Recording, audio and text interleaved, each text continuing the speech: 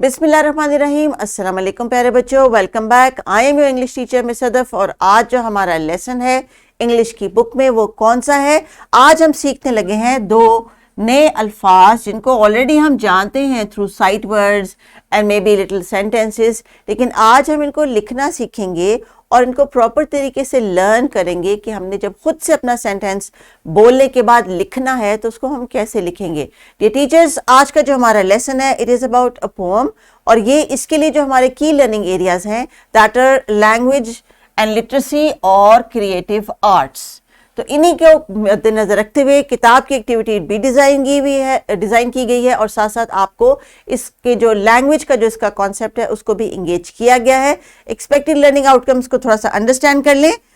Language and literacy का जो ELO है, it says enact daily experiences and fantasy while working, playing, cooperating with other children. And then creative arts का है children will perform poems with actions.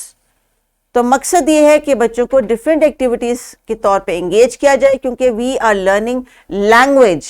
एक जुबान को हम सीख रहे हैं और जुबान को सबसे जो ईजीएस्ट तरीका है वो ये है उसको आवाज़ की मदद से सीखें। अल्फाजों की तस्वीर जो है वो ज़हन नशीन करें, बच्चों को भी करवाएं।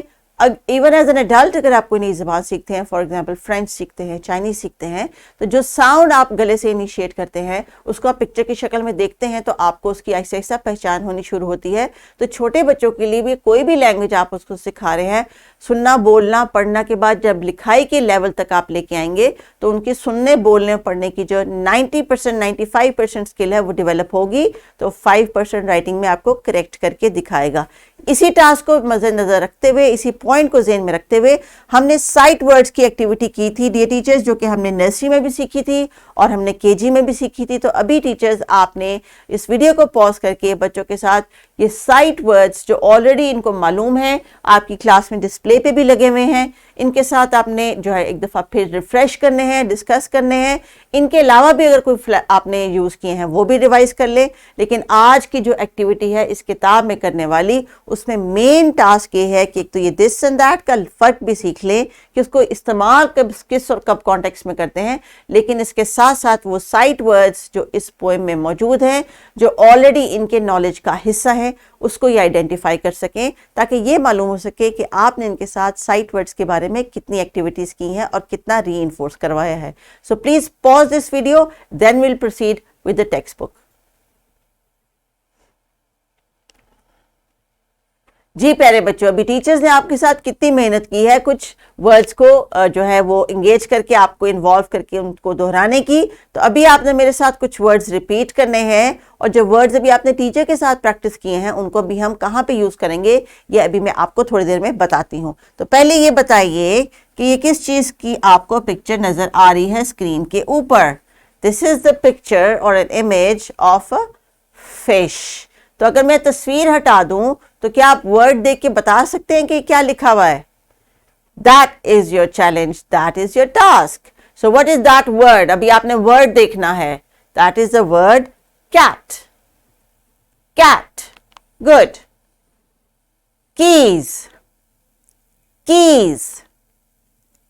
तस्वीर से आपको थोड़ा सा आइडिया हो गया कि इस चीज का नाम क्या है, लेकिन आपने इसको पढ़ना है मेरे साथ। Keys. What are these? Clothes. Teacher ये क्लोथ्स नहीं है, clothes.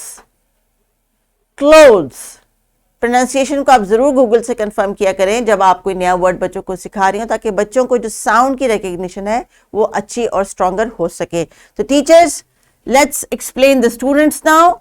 When do we use the word this?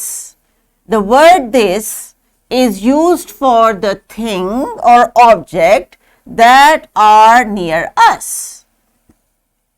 That is used when the word for the things or objects that are far from us. Near, far. Near, far. So that means वो words जो हमारे लिए करीब हैं. For example, we use the word near is this. For that. यानी जो चीज हमारे करीब है वो दिस है, जो चीज दूर है उसके लिए हम दैट का वर्ड इस्तेमाल करते हैं इंग्लिश लैंग्वेज में। सो टीचर्स प्लीज मेक श्योर कि बच्चों को दिस एंड दैट का फर्क जो है वो बुनियादी समझ आ जाए।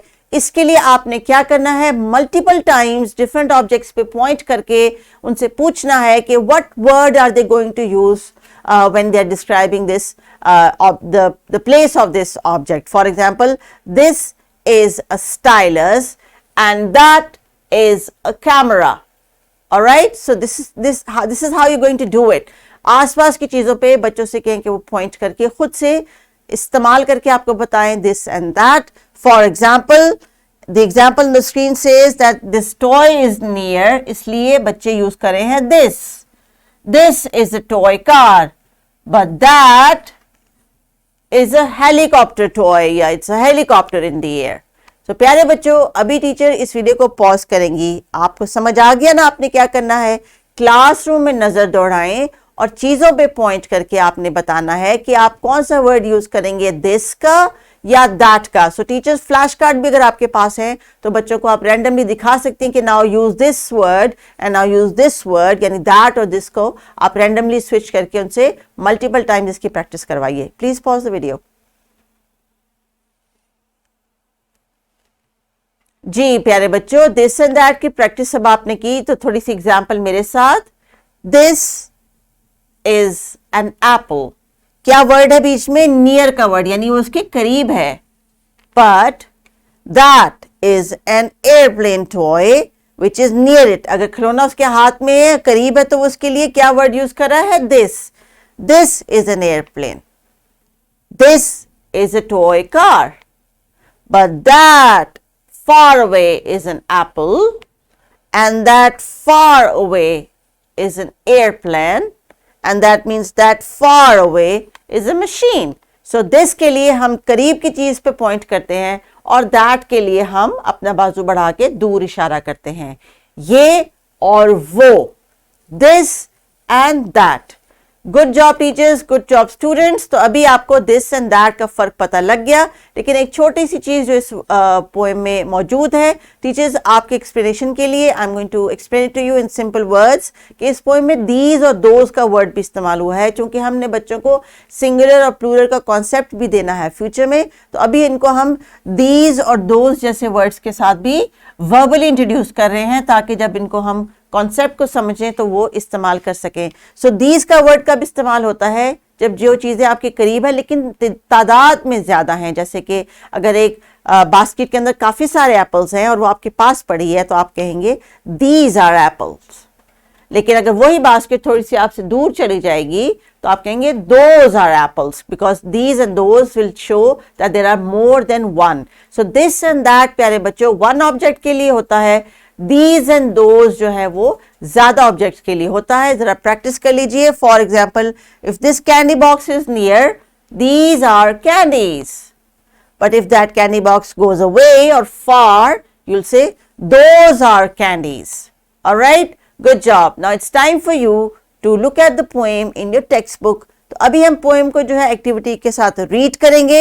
यही टीचर्स नोट में टीचर्स दिया गया है और आपने बच्चों को प्लेग्राउंड में भी लेके जाना है ताकि इस पोएम में जहाँ पे जो वर्ड्स दिए गए उनको रिप्लेस करके ये खुद से भी एक छोटी सी पोएम बना ले, और अगर आप चाहें तो उसको किसी पोस्टर पे लिख के क्लासरूम में भी लगा सकती हैं ग्रुप वाइज, यानी ग्रुप ए ने ये पोएम बनाई, ग्रुप बी ने ये पोएम बनाई, because they just have to change the words which are there in the poem. So let's read.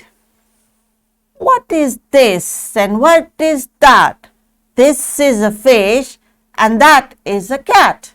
What is that and what is this? This is a cat and that is a fish. This, that, where's that cat? That, this, where's this fish? What are these and what are those? These are keys and those are clothes. What are those and what are these? These are clothes and those are keys. Now did you spot the difference teachers? जब हमने चीजों को switch swatch किया तो वो this and that से these and those से those and these and that and this हो गए। So ये आपने छोटा सा फर्क जो है identify करना है। कैसे? जो चीज़ें इस पोएम में दी गई हैं, अगर उनकी जगह आप कुछ रिप्लेस कर सकते हैं तो उन ऑब्जेक्ट्स की मदद से इस पोएम को आपने मटीरियलाइज करना है और बच्चों से कहना है कि वो एक्ट करके दिखाएं। अगर वो कोई टॉय ले रहे हैं या कोई बुक या पेंसिल ले रहे हैं तो उसकी मदद से इसको एग्जीक्यूट करें विद एक्शंस। सो टीचर्स, आज का जो हमारा एक्सपेक्टेड लर्निंग आउटकम्स है लेसन के, इट इज़ दैट कि not only they are learning language, they are understanding a concept of this and that, these and those, as well as they are going to sing it with actions and perform different activities with objects and point at different objects to show that they have understood the concept of this and that. So there is a homework for you dear students. आपने playground में जाके भी activity करनी है और घर जाके भी आपने एक्टिविटी करनी है, साथ साथ वर्कशीट भी कंप्लीट करके लेके आनी है। आज आपने प्यारे बच्चों सीखे 2 नए वर्ड्स, दिस एंड दैट, और ये भी अब आपकी रोजाना की कम्युनिकेशन का हिस्सा होने चाहिए। इससे पहले हमने ही एंड शी सीखा था, आज हमने सीखा this and that. So you can say this is my bag and I am a girl, this that is her bag and she is also a girl. Whatever you want to use this, but use these words, he, she, this and that, and make them your words for vocabulary. Take care and Allah Hafiz.